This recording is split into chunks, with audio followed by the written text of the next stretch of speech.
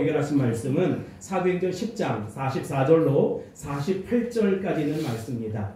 세례받은 고넬료의 가정, 세례받은 고넬료의 가정이라고 하는 제목으로 하나님 말씀을 흘러갑니다. 오늘 본문 말씀은 베드로가 고넬료를 만나서 성령의 깊은 감동을 받고 그때서야 영적인 눈이 띄어져서 이방을 향하신 하나님의 오묘한 뜻을 깨닫게 되는 그런 과정의 내용입니다.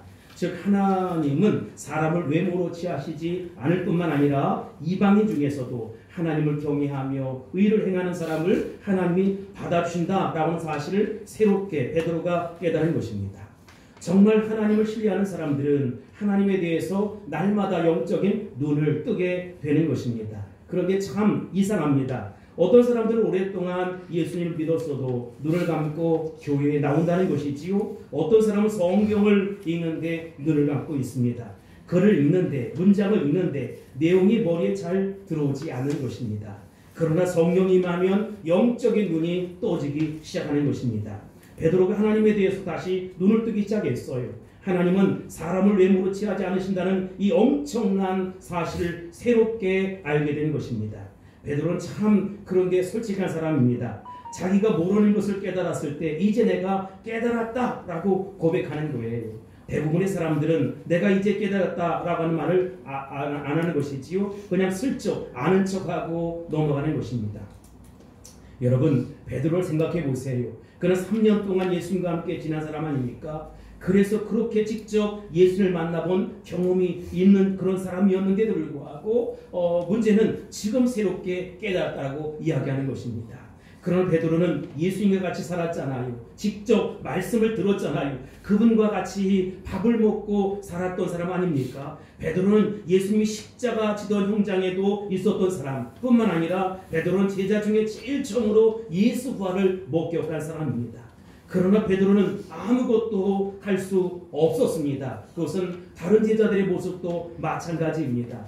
베드로가 그렇게 예수님을 사랑하고 좋아했지만 부활하신 예수님을 만난 이후에 자기 옛 직업으로 돌아갈 수밖에 없었던 무능한 사람이었다는 것입니다. 요즘 말로 얘기하면 그는 누구보다도 주님의 몸된 교회를 잘 아는 사람입니다. 어렸을 때부터 성경을 잘 아는 사람, 설교도 수없이 들은 사람, 설교도 수없이 그렇게 마음속에 새긴 사람, 기독교에 너무나 익숙한 사람, 그러나 아무것도 할 수 없었다는 것입니다. 성령을 체험하기 이전에 베드로는 어떤 사람이었습니까? 예수님을 사랑했지만 인간적으로 육신적으로 사랑한 사람입니다. 십자가 앞에서 좌절하고 두려워하고 무서웠던 사람이 베드로였어요. 법정에서 예수님이 재판을 받을 때 계집종 앞에서 3번씩이나 예수님을 모른다고 저주하고 맹세하고 부인했던 사람입니다.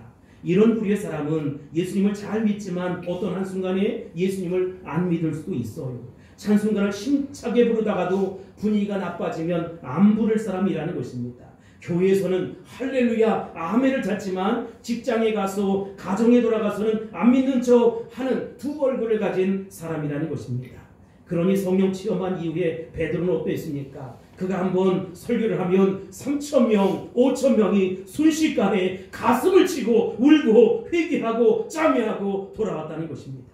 그리고 세례를 받습니다. 저는 가끔 이런 경험할 때가 있어요. 참 놀랐습니다. 저도 보통 사람의 모습 아닙니까? 그런데 설교를 했는데 듣는 사람들이 눈물로 회개하며 뒤집어지는 것입니다.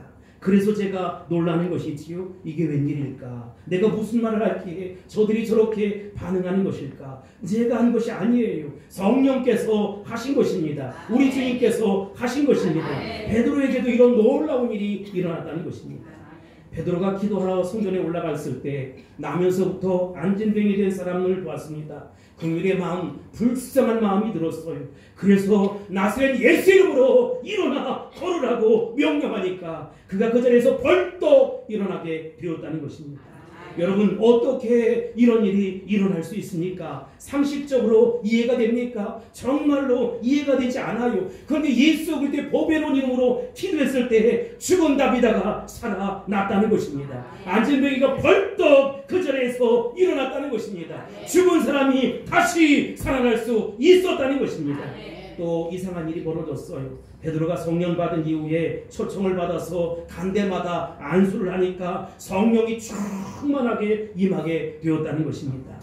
그리고 사람들이 방언을 합니다. 베드로가 정말로 달라졌습니다. 위기 앞에 섰을 때, 감옥에 들어가 있을 때에도 너무나 담대하게 예수 복음, 십자가의 복음을 전하기 시작했어요.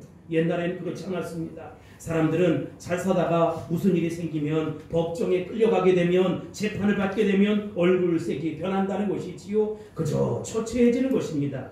한 달 정도 교도소에 들어갔다 지내면 생각이 달라지고 태도가 달라지는 것이지요. 그게 바로 연약한 인간의 모습입니다. 제 아무리 대통령이랄지라도 권력을 잃고 살아가면 그런 신세가 되고 그런 초췌한 모습으로 변화되는 것입니다. 그런데 베드로를 보세요. 그렇게 초연할 수가 없는 것이지요. 마음이 전혀 흔들리지 않는 베드로의 모습을 보게 되는 것입니다. 그는 시시때때로 기도하면서 성령의 음성을 듣기 시작했습니다.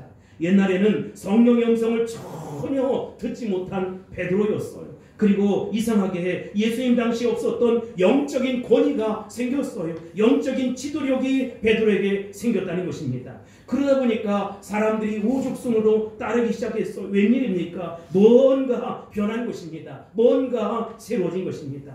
여러분도 이런 변화의 역사가 일어나기를 주의 이름으로 축복합니다. 아멘. 이전에 똑같이 보이지만 뭔가 변하는 거예요. 그것은 어떤 분이 마음속에 들어온 것입니다. 어떤 분이 여러분을 대신해서 행동하고 여러분의 마음 가운데 그 마음을 움직이기 시작하는 것입니다. 아멘. 성령 받기 전에는 베드로가 무슨 말을 해도 사람이 전혀 영향을 받지 못했어요. 그러나 성령 받고 난 이후에 베드로의 한마디가 사람들을 변화시켰고 사람들에게 영향을 끼쳤고 사람들이 획가닥하고 변하는 놀라운 역사가 일어났다는 것입니다. 성령 받은 사람을 통해서만 가능한 것이지요. 여러분도 성령 받을 수 있게 되길 바랍니다. 성령의 능력을 사모할 수 있게 되길 바랍니다. 성령의 강력한 기름 부으심이 임할지어다. 우리가 살펴볼 첫 번째 주제는 표적을 보여주시는 성령님의 모습입니다. 44절로 46절 합독하겠습니다. 시작. 베드로가 이 말을 할 때에 성령이 말씀 듣는 모든 사람에게 내려오시니 베드로와 함께 온 할례 받은 신자들이 이방인에게도 성령 부어주심으로 말미암아 놀라니 이는 방언을 말하며 하나님 높임을 들음이노라. 아멘. 베드로와 함께 온 할례 받은 성도들이 있었어요. 할례 받은 것을 보면 그들은 분명 선택받은 유대인이었다는 것입니다. 유대인들 가운데 예수 믿는 사람들이 그 당시에도 있었다. 여러분, 우리는 이런 유대인들을 가리켜서 메시아 주, 히브리인 가운데 메시아 예수님을 믿는 사람들이 있다는 것입니다. 그들은 베드로가 설교하는 순간에 말씀을 듣고 있던 이방인들에게, 그들에게, 유대인들에게 성령이 강력히 임하는 것을 보고 굉장히 놀랐어요. 여기서 우리는 성령님에 대해서 두 가지 사실을 배우게 되는 것입니다. 첫 번째, 성령이 임할 때는 어떤 독특한 표적들이 나타난다라고 하는 것입니다. 나는 오늘 여러분들에게도 독특한 표적이 나타날 수 있게 되길 바랍니다. 물론 예수 믿는 것도 성령의 역사이지요. 여러분들이 교회에 찾아 나온 것도 스스로 한 것이 아니에요. 성령의 역사로 말미암아 교회에 나온 것입니다. 나 혼자 깨달아서 나왔다라고 하는 말하는 사람들도 있겠지만 그러나 그렇게 나오게 한 것도 성령님의 역사라는 것입니다. 가끔은 기도하다가 조용히 구제하고 싶은 마음이 생겨요. 선교사님을 남몰래 돕고 싶은 마음이 생긴다는 것이지요. 그리고 남몰래 봉사하고 구제하고 싶은 마음이 생기는 것입니다. 이게 다 성령의 역사입니다. 어떻게 여러분이 그런 좋은 마음을 가질 수 있게 했어요? 사람은 그렇게 착하지 않습니다. 그렇게 훌륭하지 않습니다. 그런데 어느 날 나도 모르는 사이에 용서하고 싶고 품고 싶고 좋은 일을 하고 싶어지는 것입니다. 하나님 여러분에게 좋은 마음을 부어주신 것입니다. 하나님 여러분에게 그런 마음을 계속 주지 않는다면 억지가 되고 아주 고통스러운 봉사가 될 것입니다. 오순절날 성령이 임했을 때 표적들이 나타나기 시작했어요. 갑자기 급하고 강한 바람 같은 소리가 임해서 온 집에 가득하게 되었다는 것입니다. 이것은 매우 독특한 성령의 역사이고 성령의 경험입니다. 이것은 마치 추운 겨울날 누군가 찾아와서 문을 활짝 여니까 눈보라가 치는 밖에 싸늘한 공기가 따뜻한 방 안으로 스며들어오는 것과 똑같은 것이지요. 어떤 느낌을 받는 것입니다. 어떤 분이 내 마음에 가득 차 있는 것입니다. 어떤 분이 우리 교회에 충만하게 가득 차 있는 것이지요. 그래서 우리가 교회에 앉기만 해도 기도가 술술술술 나오게 되는 것입니다. 나도 모르게 눈물이 왈칵 쏟아지는 것입니다. 그리고 찬송을 부르면 신이 나는 것입니다. 말씀을 들으면 심장이 뜨거워지는 것입니다. 이게 다 성령의 역사, 성령 충만한 교회의 모습이라는 것입니다. 나는 우리 물대동산교회가 그렇게 되기를 늘 사모합니다. 나는 물대동산교회 모든 성도들이 그러한 역사가 일어나기를 주의 이름으로 축복합니다. 여러분, 여러분의 가정이 그렇게 되기를 바랍니다. 어떤 집에 가면, 어떤 사람 만나면 괜히 신경질이 나는 거예요. 만나자마자 싸우고 싶어지는 것이지요. 소리를 그래서 버럭버럭 내는 것입니다. 지르는 것입니다. 그렇게 되면 곤란해요. 어떤 사람은 만나자마자 멱살 잡고 싸우기 시작합니다. 여러분, 그렇게 되면 안 되지요. 성령이 우리 가운데 임하면 그런 것들이 없어지게 되는 것입니다. 두 번째, 오순절에 임한 표적이 무엇입니까? 불의 혀같이 갈라지는 것이 각 사람 위에 임하기 시작했다는 것입니다. 그런데 그것을 사람들이 눈으로 목도하는 것입니다. 정말 놀라운 일이잖아요. 그리고 사람들마다 성령 충만함을 받는 그 체험을 하게 되는 것입니다. 또 한 가지가 있습니다. 성령 충만을 받는 순간 그들은 그대로 가만히 앉아 있을 수가 없었어. 밖으로 뛰쳐나가는 것입니다. 그리고 자기도 모르는 말을 하기 시작하는 것입니다. 예수 복음, 십자가의 복음을 전하는 것입니다. 저 천국을 소망하며 살아가는 것입니다. 다른 방언으로 말하기 시작하는 것입니다. 예를 들면 예수님 이야기를 하는데 내가 한국말로 이야기하는데 상대방은 자기 나라 말로 듣기 시작하는 거예요. 내가 다른 나라 말로 이야기하면 또 자기의 나라 말로 그렇게 이해가 되는 것입니다. 대개 성령의 체험 없이 예수 믿는 사람들 가운데 야, 믿는 건 좋은데 조용히 믿어라. 그렇게 시끄럽게 믿지 마라. 이렇게 얘기하는 사람들이 적당히 믿어라. 예수 믿는 것은 다 내면적인 것이다. 그렇게 광적으로 믿는 것이 아니다. 라고 이야기하는 것이지요. 왜 그렇습니까? 성령을 체험하지 못했기 때문이라는 것입니다. 이런 사람들은 너무나 조용한 나머지 성령님이 계신지 안 계신지 알 수가 없고 그저 졸면서 믿는 것 같아요. 여러분, 그렇게 되지 않기를 바랍니다. 물론 내용도 없으면서 비인격적으로 감정적으로 시끄럽게 떠들고 가장하고 소리를 버럭버럭 지르는 것은 잘못된 것입니다. 성령의 이름으로 자신의 열등감을 표현하는 사람들도 얼마든지 있어요. 은사 받는 것도 마찬가지지요. 여러분, 은혜 받는 것도 마찬가지입니다. 그런데 자신의 열등감을 포장하기 위해서 자신의 나타났던 역사들을 자꾸 이야기하니까 그것이 힘들고 어려워진 것도 사실이에요. 그런 사람들 때문에 성령의 역사가 방해를 받고 있다는 것입니다. 우리가 두 번째로 살펴볼 주제가 뭐냐? 세례받은 사람들에게 나타나는 두 가지 표적입니다. 그런 것과는 다른 정말로 성령의 놀랍고 아름다운 역사가 우리 가운데 있다는 사실을 아세요? 본문에는 그 역사가 두 가지 모습으로 나타나게 되는데 첫 번째는 방언이고 두 번째는 하나님을 높이는 일이라는 것입니다. 여기 46절을 다시 읽겠습니다. 시작. 이는 방언을 말하며 하나님 높임을 들음이로라. 아멘. 먼저 뭐가 나와요? 방언이 나옵니다. 성령이 임하면 특히 사도행전에서는 방언으로 말하는 사람들이 자주 나타나게 되는 것입니다. 마가복음 16장 17절 보세요. 믿는 자들에게는 이런 표적이 따르니 곧 저희가 내 이름으로 귀신을 쫓아내며 새 방언을 말하며 라고 했습니다. 방언은 대충 세 가지의 모습이 있어 화면에 나타날 것인데 방언은 첫째 다른 언어라는 것입니다. 방언이라고 하는 것은 쉽게 말하면 사투리예요. 그래서 방언 연구회라고 하는 것을 보면 다른 말로 이야기하는 그런 것이지요. 두 번째는 사탄이 주는 방언이 있어요. 성경은 이것에 대해서 이야기하고 있지 않지만 가끔 귀신으로부터 방언을 받고 성령 받았다고 이야기하는 사람들이 얼마든지 있을 수 있다. 근데 오늘 성경에서 말하는 세 번째 이 영으로 말하는 방언입니다. 그러나 이것은 우리가 일상적으로 말하는 것과는 약간 달라요. 성경에서 말하는 것은 이런 방언을 뜻하는 것입니다. 이것은 표적으로 드러나는 거예요. 저는 성령의 역사에 대해서 기록한 이 말씀을 그대로 고스란히 믿습니다. 저는 여러분이 기도하다가 방언을 체험할 수 있게 되기를 주의 이름으로 축복합니다. 이런 새로운 언어들, 신비한 언어들, 여러분들이 이런 것을 경험하고 체험할 수 있어야 된다는 것이지요. 성령이 역사하면 방언으로 기도하고 방언으로 말하고 방언으로 찬양한다는 것입니다. 얼마나 신기하고 놀라운 일인지 알 수 없어요. 제가 고등학교 다닐 때 어느 교회 초기화 기도를 갔는데 1부 예배의 열기가 뜨거웠고 잠시 교제를 나눈 이후에 2부 예배가 시작됐어요. 그런데 기도하는 소리가 여기저기서 들리는데 그때는 저희가 방언을 경험하지 못했을 때인데 제 생에 그렇게 아름다운 기도 소리는 처음 들어봤어요. 정말로 음악 같은 아름다운 방언이 들려오기 시작했습니다. 저런 기도를 할 수 있다니 나도 저런 기도를 했으면 좋겠다. 그런데 그 순간에 저도 그 방언의 능력을 받게 되었다는 것입니다.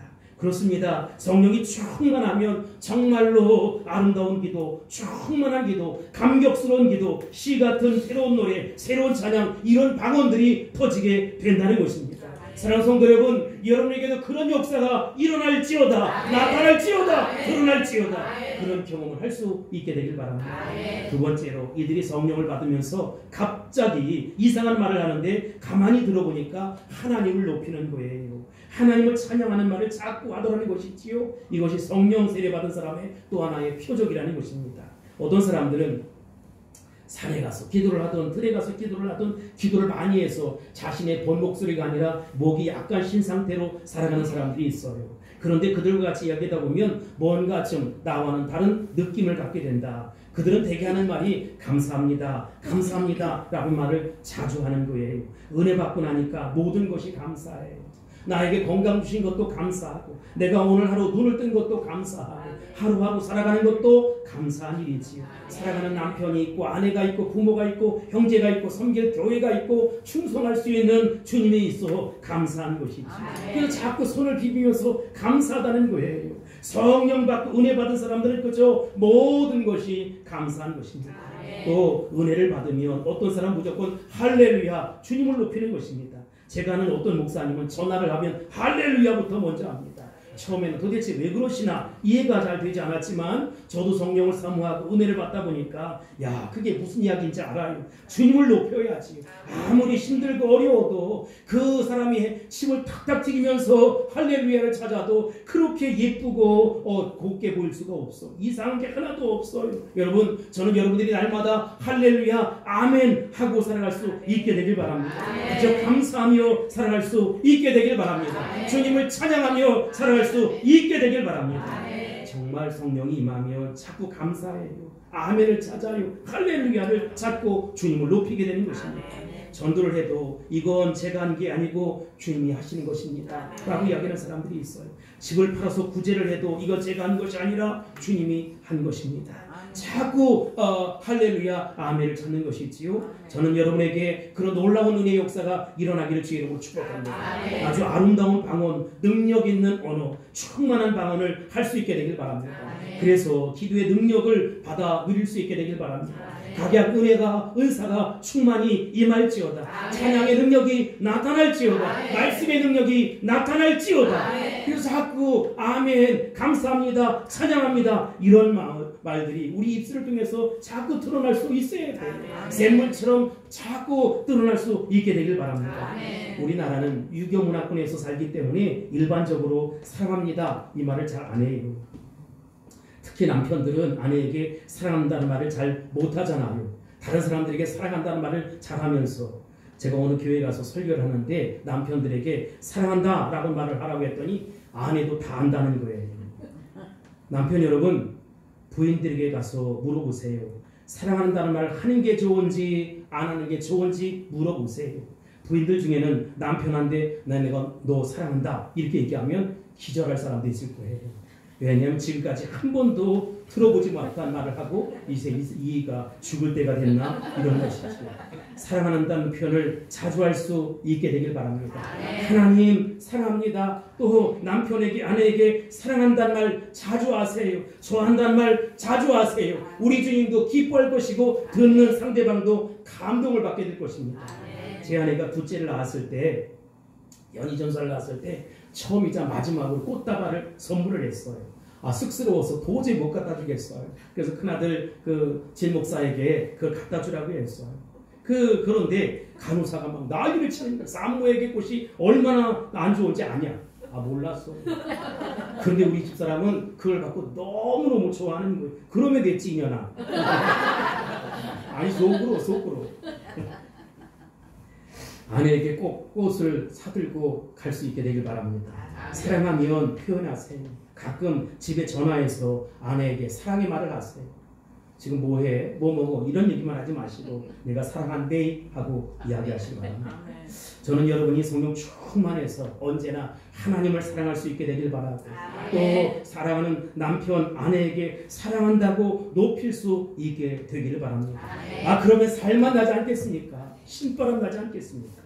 두 번째, 세 번째 우리가 살펴볼 내용은 성령 세례, 능력받는 세례의 모습입니다. 47절, 48절입니다. 시작. 이에 베드로가 이르되 이 사람들이 우리와 같이 성령을 받았으니 누가 너니 물로 세례 베품을 금하리요 하고 명하여 예수 그리스도의 이름으로 세례를 베풀라 하니라. 그들이 베드로에게 며칠도 머물기를 청하니라. 아멘. 이러한 성령의 역사에 대해서 베드로는 어떤 반응을 보였어요? 47절에 보면 이 사람들이 우리와 같이 성령을 받았으니 누가 능히 물로 세례 베품을 금하리요 라고 하면서 물로 세례를 주더라는 것입니다.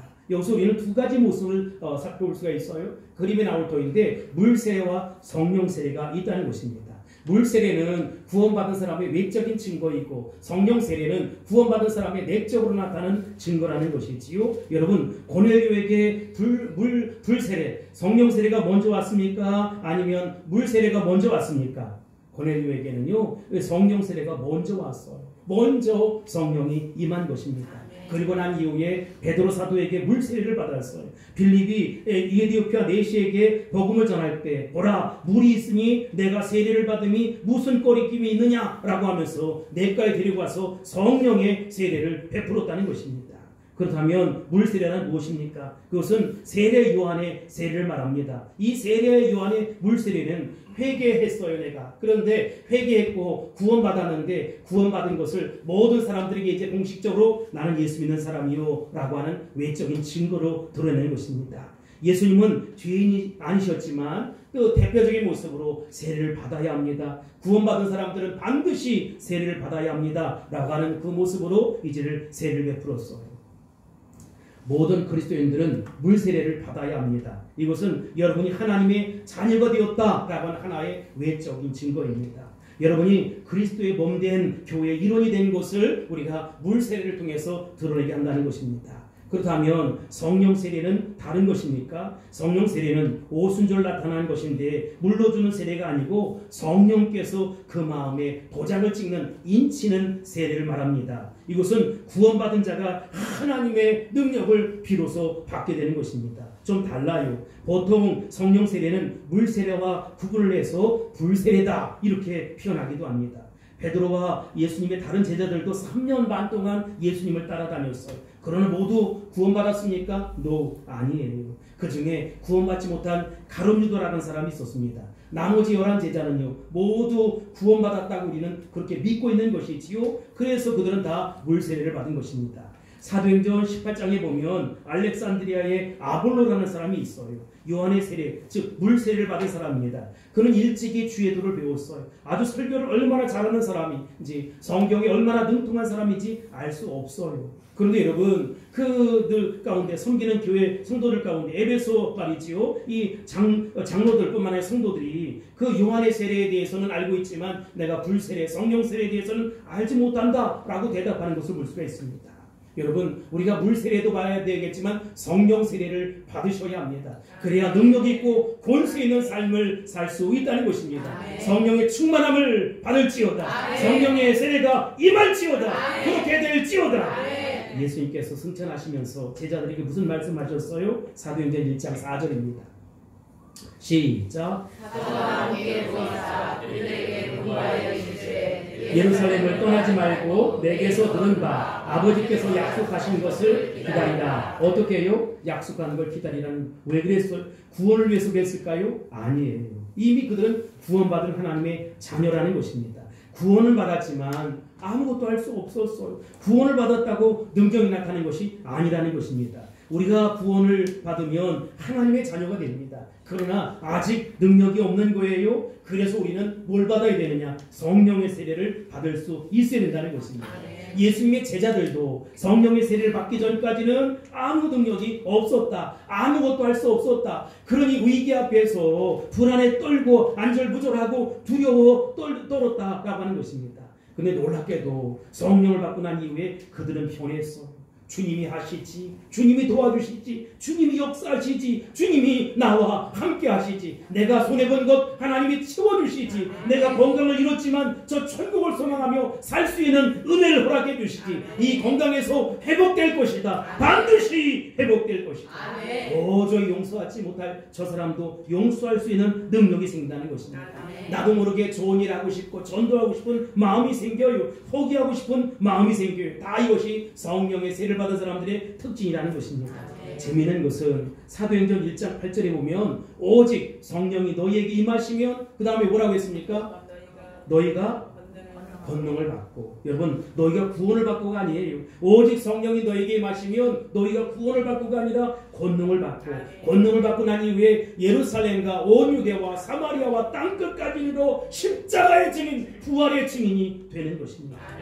대부분의 한국교회 성도들은 구원받고 물세례를 다 받았는데 성령의 인치신 사건이 없어요. 그러니까 여러분, 계자녀 18 이것을 그냥 입에 달고 사는 거예요. 여러분, 어떻게 내 사랑하는 아들이, 딸이 계자녀 18 하며 사는 것 좋아하겠어요? 저는 우리 교회도 물세례뿐만 아니라 모든 성도들이 성령의 세례를 받을 수 있게 되길 바랍니다. 능력 있고 권세 있는 성도들이 다 될지어다. 그리고 여러분, 불안에 떨고 염려하고 근심하고 살 것이 아니라 하나님을 믿으니 또 나를 믿으라 라고 말씀 의지할 수 있게 되길 바랍니다. 내가 믿는 하나님은 아무것도 할 수 없는 하나님이 아니에요. 엘샤다이 하나님, 전능하신 그 하나님께서 도와주실 것입니다. 아픈 나를 치료해 주실 것입니다. 어려운 나를 도와주실 것입니다. 미래와 장래가 없는 불안한 그 나를 능력 있고 권세 있게 만들어서 힘있게 살아가게 만들어 주시고 선한 영향을 끼치게 만들어 주실 것입니다. 성령이란 이와 같이 우리 가운데 오직 은혜로 임하는 것이지요. 저는 우리 모든 교회 성도들이 성령의 세례를 사모할 수 있게 되길 바라고, 구원받은 외적인 증거들이 이제 내적으로 나타나서 날마다 소리 높여 찬양하고 기도하고 영광 돌려드릴 수 있게 되길 바랍니다. 그런데 성령 세례를 받지 못한 분들이 있어요. 여러분, 성령 세례가 우리 가운데 임하도록 사모할 수 있게 되길 바랍니다. 기도할 수 있게 되길 바랍니다. 놀라운 일들이 여러분의 삶 가운데 벌어질 수 있게 되길 바랍니다. 그렇게 될지어다. 여러분, 성령의 인치심이 날마다 일어나야 돼요. 우리가 차를 끌고 다니잖아요. 그런데 아무리 좋은 차도 기름을 넣어야 굴러갈 것 아니겠습니까? 성령의 기름 부으심이 날마다 우리 가운데 임해야 정말로 빵긋빵긋 누르며 살아갈 수 있고, 찬송하며 살아갈 수 있고, 가장 보고 싶고, 정말 예배당에 와서 기도하고 싶고, 예배드리고 싶고, 사랑의 마음이, 은혜의 마음이 흘러넘치게 된다는 것입니다. 그러한 성도 될 수 있길 바랍니다. 그렇게 될지어다. 우리가 마지막으로 살펴볼 주제는 예수 그리스도의 고귀한 이름입니다. 세례에 대해서 우리 한 가지 더 생각하고 싶은 것이 있어요. 48절을 보세요. 시작. 명하여 예수 그리스도의 이름으로 세례를 베풀라 하니라. 아멘. 세례는 누구의 이름으로 받습니까? 물 세례는 누구의 이름으로 받는다고요? 예수 그리스도의 이름으로.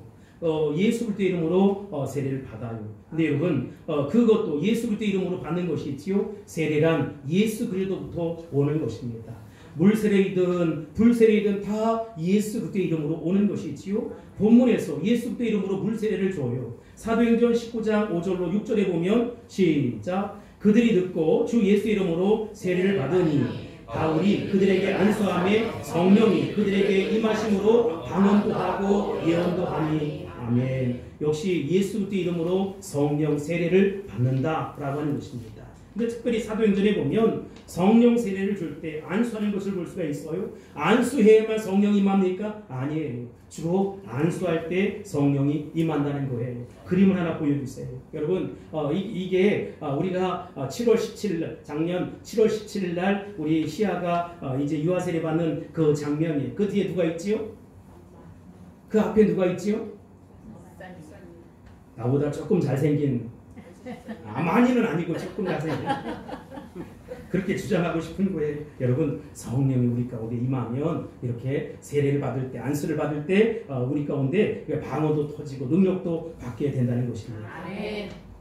11장 13절로 15절 보세요. 시작. 그가 우리에게 말하기를 천사가 내 집에 서서 말하되 내가 사람을 요파에 보내요 베드로가 하는 시몬을 청하라. 그가 너희에게 온 집이 구원받을 말씀을 내게 이르리라 함을 보았다 하거늘 내가 말을 시작할 때에 성령이 그들에게 임하시기를 처음 우리에게 하신 것과 같이 하는지라. 아멘. 고넬료 집안이 성령 세례를 이미 받았기 때문에 이제 드디어 물 세례를 받는 거예요. 근데 11장에서 베드로가 더 재미있는 이야기를 합니다. 지금 고넬료에게 임한 이 성령의 역사는 베드로가 처음 역사했던 것과 똑같다는 것입니다. 오순절날 성령의 역사가 그래서 단회적으로 이례적으로 끝나는 것이 아니라 이 역사는 계속 된다는 것입니다. 이런 동일한 역사들이 우리 삶 가운데도 날마다 일어날 수 있게 되길 바랍니다. 예수님은 제자들에게 사도행전 1장 5절에서 이렇게 얘기합니다. 시작. 요한은 물로 세례를 베푸났으나 너희는 옛날이 못되어 성령으로 세례를 받으리라. 아멘. 여기서 예수님이 너희라고 한 사람들은 누군지요? 예수 믿는 제자들이었어요. 이들은 물론 다 구원받은 사람입니다. 구원받은 사람들에게도 성령의 세례가 필요하다. 여러분, 우리가 이 땅에서 왜 능력 있고 권세 있는 삶을 살지 못합니까? 왜 하나님은 능력이 많으시다는데 전능하신 하나님이라는데 나는 쩔쩔매고 완절부절하고 의기소침하고 그냥 방구석에서 그렇게 한숨 푹푹 내리시고 가슴앓이하고 살아갑니까? 성령 세례를 받지 못해서 그렇다는 것이지. 그러니 여러분, 성령 세례를 사모할 수 있게 되길 바랍니다. 성령을 체험할 수 있게 되길 바랍니다. 아직 사도행전에 나타난 이유들을 경험하지 못한 여러분, 우리도 성령을 받아야 합니다. 성령 세례를 받으셔야 합니다. 사모하는 영혼에게 만족한 영이 임하게 될 것입니다. 그런 역사가 나타날지어다, 드러날지어다. 성경에 있는 신비롭고 놀라운 역사들이 여러분의 개개인에게 나타날지어다, 드러날지어다, 증거될지어다. 나는 그래서 이제 1년 됐지만 한 살 먹었지만 우리 물대농산 교회가 날마다 힘이 있고 능력 있는 교회로 발돋움했으면 좋겠어요. 그래서 하나님 나라 선교 완성 이름 하나님 기뻐하는 성도들로 아름답게 세워지기를 주의 이름으로 축복합니다. 축원합니다. 할렐루야. 기도하겠습니다. 고마우신 아버지 하나님 감사합니다. 모든 것이 하나님의 은혜입니다. 영광받아 주옵소서. 우리가 구원받은 외적인 증거로 세례를 받지만 내적인 증거로 성령 충만함을 받을 수 있도록 축복하옵소서. 모두에게 성령 세례를 부어 주옵소서. 예수님의 이름으로 간절히 기도합나이다. 아멘.